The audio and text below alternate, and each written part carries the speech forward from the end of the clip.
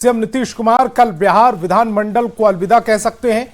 CM Nitish कल MLC पद से इस्तीफा देंगे। इससे पहले आज सीएम आवास पर हलचल तेज रही। जेडीयू के दिग्गज नेता सीएम नीतीश से मिलने पहुंचे। सीएम से मिलने के बाद अनंत सिंह ने कहा कि हम लोगों ने नीतीश कुमार को मनाने की कोशिश की, लेकिन वो नहीं माने।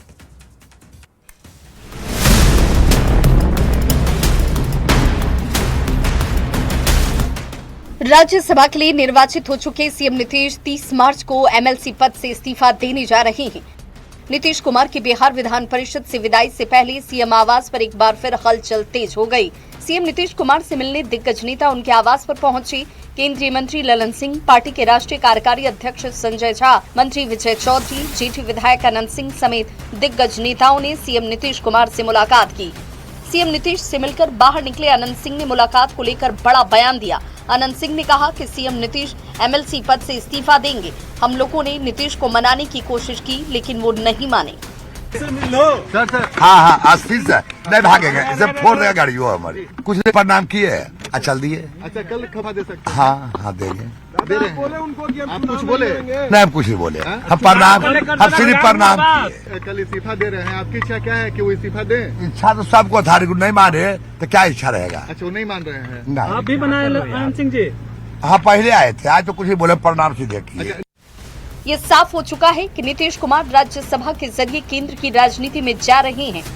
उसके पहले वो 30 मार्च को विधान परिषद की सदस्यता से इस्तीफा देने वाले हैं। 10 अप्रैल को राज्यसभा में शपथ ग्रहण समारोह है। 10 अप्रैल को चुने गए सभी नेताओं के साथ बीजेपी अध्यक्ष नितिन नवीन और सीएम नीतीश कुमार भी शपथ ले सकते हैं। सवाल है कि क्या राज्यसभा में शपथ से पहले सीएम पद से इस्तीफा देंगे नीतीश? न्यूज़ 18 के लिए पटना से आनंद अमृतराज की रिपोर्ट। और बिहार में सियासी हलचल लगातार तेज है। इस बीच कांग्रेस के बागी एमएलए सुरेंद्र कुशवाहा मंत्री अशोक चौधरी से मिलने पहुंचे। हालांकि अशोक चौधरी ने बाद में कहा कि उन्होंने अपने क्षेत्र के विकास कार्यों को लेकर मंत्री से मुलाकात की, लेकिन इस मुलाकात के सियासी मायने निकाले जा रहे हैं। आखिर जेडीयू के मंत्री से क्यों मिले कांग्रेस के विधायक, दिखाते इसी पर एक रिपोर्ट। काले रंग की ये कार है कांग्रेस के बागी एमएलए सुरेंद्र कुशवाहा की। सुरेंद्र कुशवाहा की गाड़ी मंत्री अशोक चौधरी के आवास रुकी हुई है। ये वही सुरेंद्र कुशवाहा हैं जिन्होंने राज्यसभा चुनाव में महागठबंधन उम्मीदवार के पक्ष में वोट नहीं किया था। वाल्मीकि नगर से कांग्रेस विधायक सुरेंद्र कुशवाहा के मंत्री अशोक चौधरी से मुलाकात को लेकर सियासी कानाफूसी तेज हो गई। राज्यसभा चुनाव में तो आप सबने देखा ही कि वो इधर का दिखते रहे और उधर का हो गए। उसी में का कुछ बकाया रह गया होगा, वही मांगने गए होंगे, तकादा करने गए होंगे कि भाई मेरा बकाया आप मुझे दे दो। कुछ तो डील हुई होगी ना, ऐसे ही तो उधर नहीं गए हैं। राज्यसभा चुनाव के समय जिस पार्टी ने अपना व्हिप जारी नहीं किया, विधायक दल का नेता नहीं चुना, तो राजनीति में जमीर होता है। अब इसके जो राजनीतिक अर्थ, अगर माननीय मंत्री जी से मिल रहे हैं माननीय विधायक, इसके राजनीतिक अर्थ जो लोग कि जनता की अदालत में जाने पर यह मजबूर होना पड़ता है कि नीतीश कुमार जी ने तो काम। कांग्रेस के विधायक अगर जनता दल यूनाइटेड के नेता से मिल रहे हैं तो इसमें कोई बड़ी बात नहीं है। कोई भी विधायक के किसी भी दल के नेता से मिल सकते हैं। उसके शीर्ष नेतृत्व में अपनी आस्था जताते हुए अगर कोई विधायक किसी दल को ज्वाइन करता है तो मुझे लगता है कि ये उसका अधिकार है। राज्यसभा चुनाव के दौरान कांग्रेस के 3 विधायकों ने वोट नहीं किया था। कांग्रेस के 3 विधायकों में सुरेंद्र कुशवाहा भी शामिल थे। बताया जा रहा है कि सुरेंद्र कुशवाहा ने इस मुलाकात के दौरान जेडीयू कोटे से नीतीश सरकार में मंत्री अशोक चौधरी को चिट्ठी सौंपी और अपने विधानसभा क्षेत्र में विकास कार्यों की रफ्तार के लिए आग्रह किया। कांग्रेस के बाकी विधायक सुरेंद्र कुशवाहा ने फेसबुक पोस्ट पर मंत्री अशोक चौधरी से हुई मुलाकात और अपने विधानसभा क्षेत्र की समस्या को लेकर चिट्ठी सौंपने का जिक्र किया। सुरेंद्र कुशवाहा भले ही से विकास कार्यों को लेकर मुलाकात बता रहे हों, लेकिन इस मुलाकात के सियासी मायने निकाले जा रहे हैं। आखिर अचानक से कांग्रेस के एमएलए जेडीयू के मंत्री से क्यों मिले? आखिर इस मुलाकात में क्या बात हुई? न्यूज़ 18 के लिए पटना से आनंद अमृतराज की रिपोर्ट। बंगाल में सियासी लड़ाई चरम पर है। अमित शाह और ममता बनर्जी के बीच जुबानी जंग पर बिहार में भी सियासत सुलग गई। एक तरफ ममता पर गिरिराज सिंह निशाना साध रहे, तो दूसरी तरफ अमित शाह और गिरिराज सिंह के खिलाफ कीर्ति आजाद ने मोर्चा खोल दिया। दिखाते हैं एक रिपोर्ट। ये जो चार्जशीट है टीएमसी के 15 साल के काले चिट्ठों का संकलन है। विश्व भर में एकमात्र तड़ीपार गृह मंत्री है। ममता बनर्जी ये चुनाव हार चुकी हैं। सियासी लड़ाई बंगाल में है, लेकिन सियासत बिहार में गर्म है। बीजेपी और ममता बनर्जी के बीच सियासी तलवार तन गई है। बीजेपी की ओर से पार्टी के चाणक्य माने जाने वाले केंद्रीय गृह मंत्री अमित शाह ने कोलकाता में तृणमूल कांग्रेस के खिलाफ चार्जशीट जारी की है। इस दौरान अमित शाह ने ममता बनर्जी और उनकी पार्टी टीएमसी पर तीखा हमला बोला। इसके जवाब में ममता बनर्जी ने कहा कि अमित शाह के खिलाफ भी एक चार्जशीट दायर होनी चाहिए। इस सियासी जंग में ममता बनर्जी की पार्टी के सांसद कीर्ति आजाद भी कूद पड़े। कीर्ति आजाद ने कहा, अमित शाह विश्व के एकमात्र तड़ीपार गृह मंत्री हैं। एकमात्र तड़ीपार गृह मंत्री है। कहीं विश्व भर में कहीं भी जो आदमी तड़ीपार हो, जो प्रदेश बदर कर दिया गया हो, वह व्यक्ति जिसके खिलाफ में खुद चार्जशीट लगा हो अमित शाह, दूसरों के ऊपर बात करता है तो उसको शोभा नहीं देती है।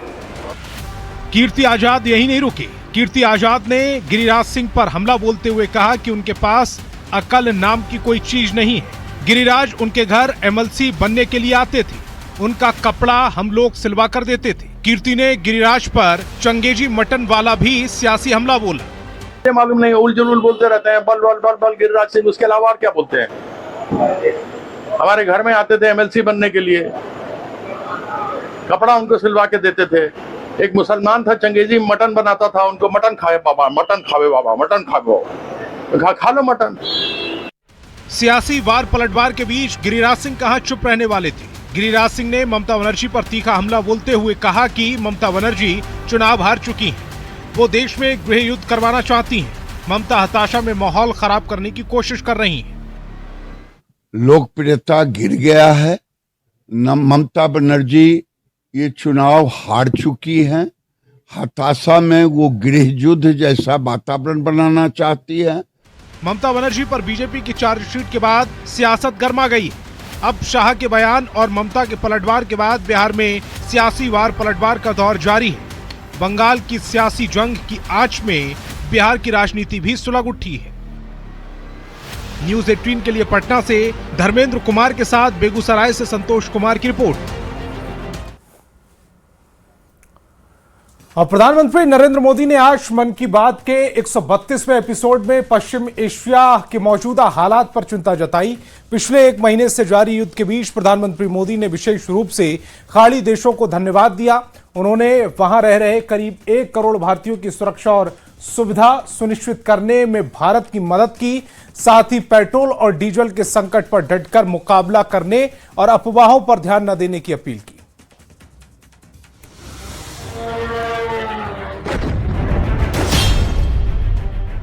प्रधानमंत्री नरेंद्र मोदी ने आज मन की बात के 132वें एपिसोड में पश्चिम एशिया के मौजूदा हालात पर चिंता जताई।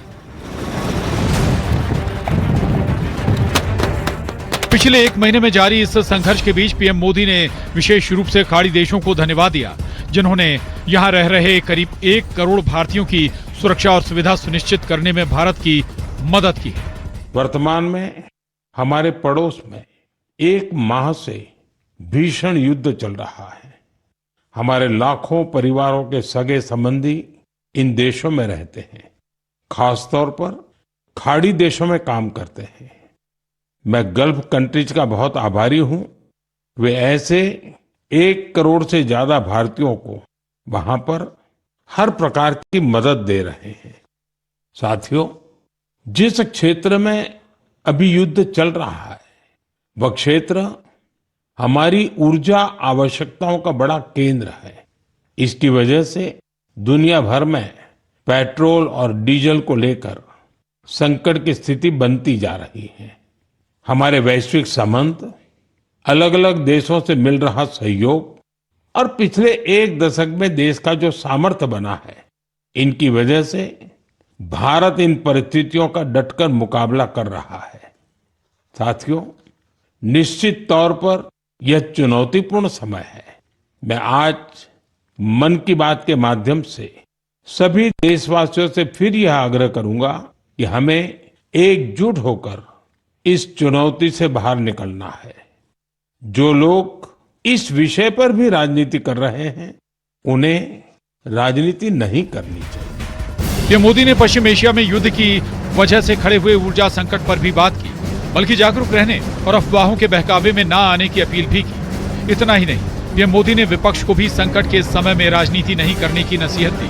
पीएम मोदी ने कहा कि ये देश के 140 करोड़ देशवासियों के हित से जुड़ा विषय है, इसमें स्वार्थ भरी राजनीति का कोई स्थान नहीं है। ऐसे में जो भी लोग अफवाह फैला रहे हैं वो देश का बहुत बड़ा नुकसान कर रहे हैं। ऐसे में जो भी लोग अफवाह फैला रहे हैं वे देश का बहुत बड़ा नुकसान कर रहे हैं। मैं सभी देशवासियों से अपील भी करूंगा कि वो जागरूक रहे, अफवाहों के बहकावे में न आए। सरकार की तरफ से जो आपको निरंतर जानकारी दी जा रही है उस पर भरोसा करें और उसी पर विश्वास करके कोई कदम उठाएं।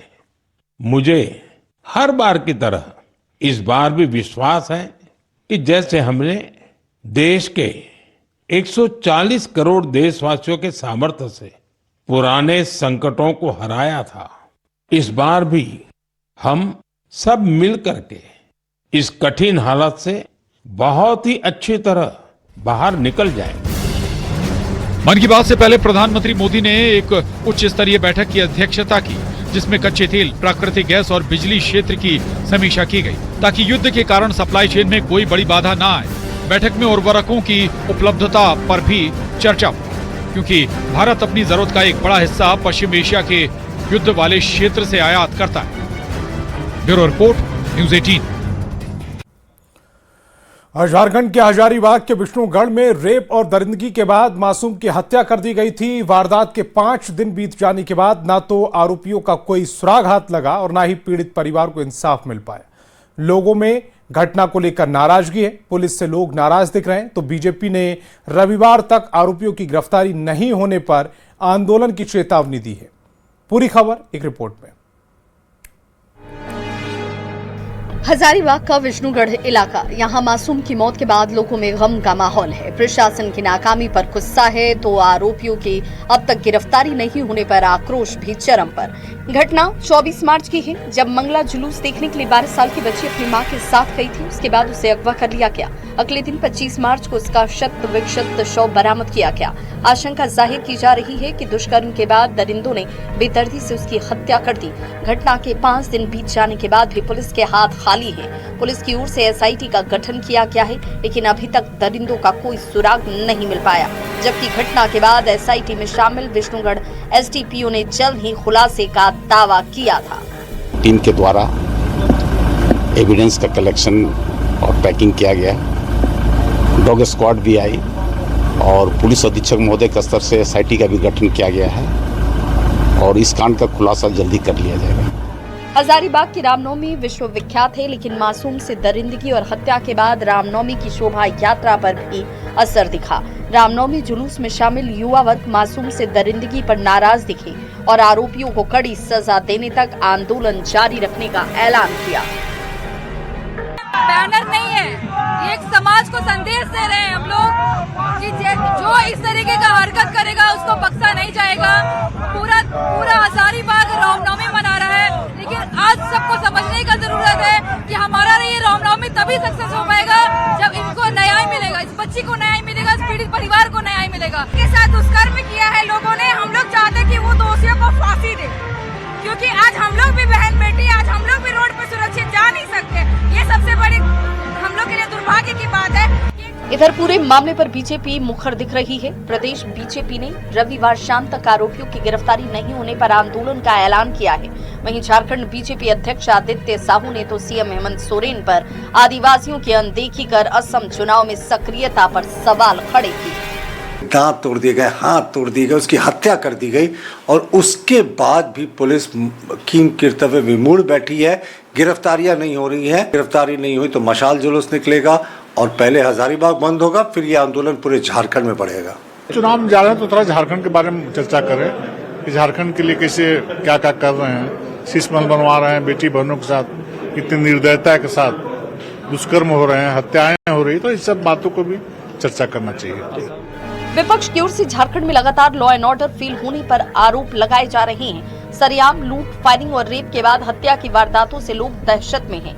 हजारीबाग की मासूम का परिवार इंसाफ के इंतजार में बैठा है। बेदर्दी से हत्या के बाद आरोपी कहां छिपे हैं, पुलिस की एसआईटी को सुराग तक नहीं मिल पा रहा। लोगों की एक ही मांग है, दोषियों की जल्द गिरफ्तारी हो और उन्हें कड़ी से कड़ी सजा मिले। जब तक पुलिस को सफलता नहीं मिलती, तब तक गम और गुस्से का कॉकटेल सियासी तपिश को बढ़ाता दिख रहा है।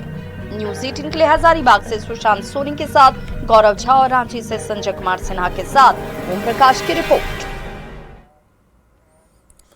और झारखंड के खूंटी में रामनवमी पर हुए विवाद की आग अभी तक सुलग रही है। पूरा इलाका छावनी में तब्दील है। पुलिस दोनों पक्षों में शांति बनाए रखने की अपील कर रही और जल्द ही उपद्रवियों को पकड़ने का भरोसा भी दे रही है। हालांकि पुलिस के आश्वासन से लोगों में असहमति दिख रही है। क्या है पूरा मामला, दिखाते हैं रिपोर्ट के जरिए।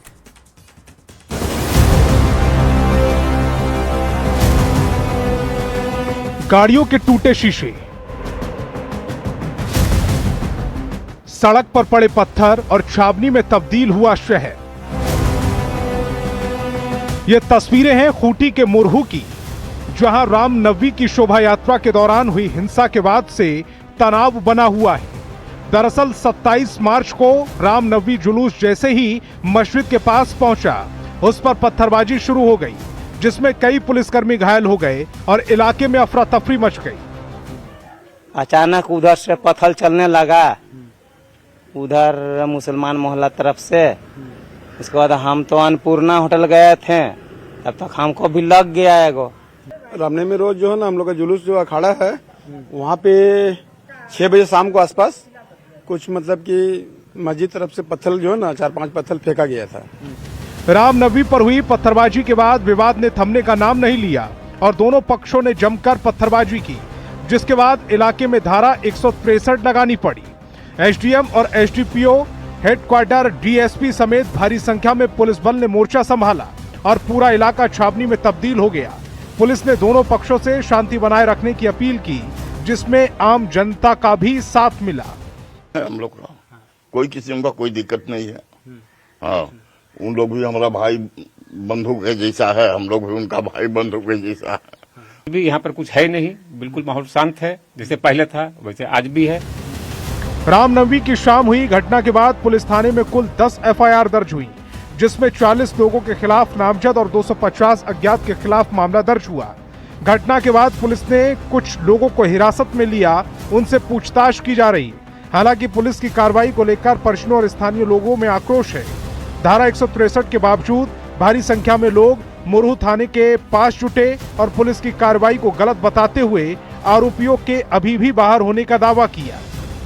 जगह बच्चा का माथा में लग जाता है, कुछ डेट हो जाता तो उसका भरपाई कोई करता है, और कोई को भी लगा है, तो वही जगह इस चीज को सोल्व का होना चाहिए। ये नहीं कि और आग लगा के धुआं उठाने का काम नहीं होना चाहिए। कल जुलूस में सब कोई था, तो उसमें अब बोल रहा है इसका फोटो दिखेंगे तो छोड़ देंगे, और नहीं आएगा इसका नाम तो छोड़ देंगे बोल रहा है, और आएगा तो उसके बाद हम लोग कार्रवाई करेंगे बोल। वहीं अब इस पूरे मामले पर सियासत भी तेज हो गई है। जेएमएम ने इसके पीछे सीधे बीजेपी, बजरंग दल और आरएसएस को बताया, तो वहीं बीजेपी ने सत्ताधारी दल पर हमला बोलते हुए कहा कि हिंदुओं के पर्व पर अक्सर इस तरह की बाधा पैदा की जाती है। चूंकि इनका संगठन कमजोर हो चुका है, ये राजनीतिक रूप से लड़ाई नहीं लड़ पाते हैं, तो ये सब जो मौका है रामनवमी का या अन्य पर्व त्योहार जो आते हैं, उसमें ये तनाव भड़काते हैं। कि ये बेशर्म लोग राजधर्म भी भूल गए। राजधर्म होता है कि आप बिना तुष्टिकरण के अपने राज्य के सभी नागरिकों के हित का ख्याल रखें। साहब, ऐसा होता है हिंदू के पर्वों में अक्सर इस तरीके का व्यवधान होता है। चंद्रमा में व्यवधान हुआ। रामनवमी की शाम हुई घटना के बाद भले ही अभी खूंटी की सड़कें शांत नजर आ रही हैं, दुकानें बंद हों, लेकिन जिस तरह से ये घटना हुई है उससे लोगों में आक्रोश है और पुलिस कार्रवाई को लेकर भी लोगों में असहमति बनी हुई है।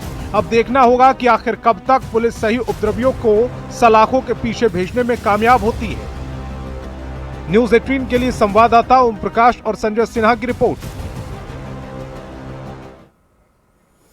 बिहार बोर्ड की मैट्रिक परीक्षा 2026 में छात्राओं ने एक बार फिर बाजी मारी। कुल 15 लाख से ज्यादा छात्र छात्राओं में से 81.79% पास हुए और टॉप रैंकिंग में खिलाड़ियों का दबदबा रहा। टॉप 10 में 139 छात्र शामिल हुए हैं, जिसमें 57 लड़कियां हैं। वहीं 2 लड़कियां संयुक्त रूप से टॉपर बनी। जमुई की पुष्पांजलि कुमारी और वैशाली की सबरीन परवीन दोनों ने 495 अंक हासिल किए। इसी पर दिखाते हैं एक रिपोर्ट। पुष्पांजलि प्रथम स्थान, सबरीन परवीन प्रथम स्थान, नाहिद सुल्तान दूसरा स्थान, नसरीन परवीन 5वां स्थान, माही कुमारी 7वां स्थान, खुशी कुमारी 8वां स्थान। बिहार बोर्ड के मैट्रिक रिजल्ट में इस बार फिर बेटियों का परचम लहराया। रिजल्ट आते ही जहां एक और छात्रों के चेहरे खिल उठे, वहीं बेटियों की शानदार सफलता ने हर किसी का दिल जीत लिया। ये नतीजा सिर्फ नंबरों का नहीं, बल्कि बिहार की बेटियों की मेहनत, लगन और सपनों की जीत का प्रतीक है। बिहार टॉपर बन के बहुत अच्छा लग रहा है यहाँ पे, क्योंकि हमेशा से सपना था कि कभी हम टॉपर आए। जब सुनते थे सबके बारे में तो पीछे कीजिएगा ना, सवाल नहीं काम किसका श्रेय दे रही है? किसका श्रेय दे रही है? श्रेय स्कूल के सारे शिक्षक भैया और मम्मी पापा बहुत ज़्यादा। गांव की गलियों से लेकर शहर की सड़कों तक हर तरफ बेटियों की कामयाबी के चर्चे हैं। किसी ने कठिन हालातों को हराया तो किसी ने संसाधनों की कमी को मात दी, लेकिन हर बेटी ने अपने सपने को सच कर दिखाया। था कि टॉप कर पाएगी बिहार। एकदम शुरू से ही लगता था कि मैं टॉप कर पाऊंगी। सर ने बहुत साथ दिया और माता पिता का भी सहयोग रहा है और फैमिली ने पूरा सपोर्ट किया और सेल्फ स्टडी भी था। माँ की तबीयत भी खराब रहती थी, कैसे? हाँ, बहुत खराब रहती है। उनका तबीयत खराब होने के बावजूद भी उन्होंने अपने लिए दवाई न लाकर मेरी कोचिंग का फीस भरा था। ये वही बेटियां हैं जो कभी समाज के बंधनों में जकड़ी जाती थीं, लेकिन आज अपनी मेहनत और आत्मविश्वास के दम पर हर बाधा को पीछे छोड़ते हुए आगे बढ़ रही हैं।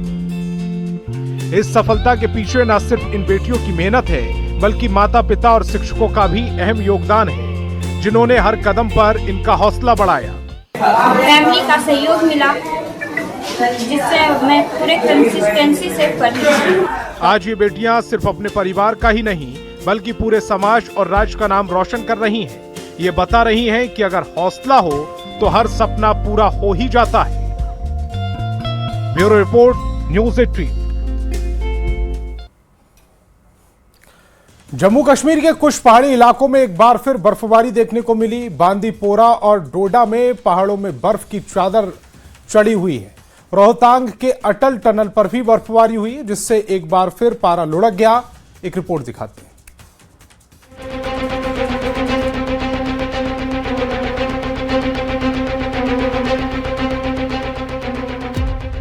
मार्च के चंद दिन ही बचे हैं। ऐसे में मैदानों में जहां गर्मी धीरे धीरे अपना असर दिखाने लगी है, तो वहीं पहाड़ों पर एक बार फिर मौसम पलटी मारता दिख रहा है। जम्मू कश्मीर के ऊंचाई वाले कई जगहों पर बर्फबारी हुई। तस्वीरें बांदीपोरा से आई हैं, जहां कुदरत का खूबसूरत नजारा देखने को मिला। आसमान से बर्फ की बारिश हो रही है, जिसने यहां पूरे इलाके को सफेद चादर से ढक दिया है। गुरेज और तुलेल के इलाकों में भारी हिमपात की वजह से पहाड़ियों से लेकर घर की छतों तक हर तरफ बस बर्फ ही बर्फ नजर आ रही है। नजारा जितना दिलकश लग रहा है, वहीं आम जनजीवन पर भी असर पड़ रहा है। सड़कों पर बर्फ आने से कई रास्ते बाधित होने लगे हैं, फिसलन बढ़ गई है। स्थानीय लोगों और सैलानियों की सुरक्षा को देखते हुए प्रशासन ने एहतियात के तौर पर बांदीपोरा गुरेज सड़क को गाड़ियों की आवाजाही के लिए पूरी तरह बंद कर दिया है। प्रशासन ने लोगों से खराब मौसम में पहाड़ी रास्तों पर जाने से बचने और सावधानी बरतने की अपील की है। बीआरओ की टीम लगातार सड़क से बर्फ हटाने का काम कर रही है। मार्च के आखिरी दिनों में डोडा में बर्फबारी देखी गई। डोडा और भलेसा घाटी में भारी बर्फबारी हुई, जिससे यहाँ के ऊंचाई वाले इलाकों ने सफेद चादर ओढ़ ली है। 2 से 3 फीट की बर्फ की परत चढ़ी हुई है। रास्ते बर्फ से ढके हैं, जिससे आवाजाही भी प्रभावित हुई है। बीआरओ लगातार मशीनों के जरिए रास्ते से बर्फ हटाने के काम में जुटा है। हिमाचल प्रदेश के मनाली में भी बर्फबारी से आकर्षक नजारे दिख रहे हैं। रोहतांग में अटल टनल के साउथ पोर्टल पर ताजा बर्फबारी हुई। पहाड़ों पर हो रही हिमवर्षा से एक बार फिर कड़ाके की सर्दी बढ़ गई है। सैलानी बर्फबारी से खुश हैं। हालांकि प्रशासन ने सुरक्षा को देखते हुए चेतावनी जारी की है। रास्तों पर फिसलन और एवलांच का खतरा बना हुआ है। काफी दिनों तक मौसम साफ रहने के बाद अचानक फिर से बदलाव आया है। अप्रैल आने को है और पहाड़ों पर बर्फ गिर रही है। अमूमन ऐसा काफी कम देखने को मिलता है। ऊंचाई वाले क्षेत्रों में बर्फबारी हो रही है तो मनाली के निचले इलाकों में लगातार बारिश का दौर जारी है। Bureau report news 18 UP Uttarakhand.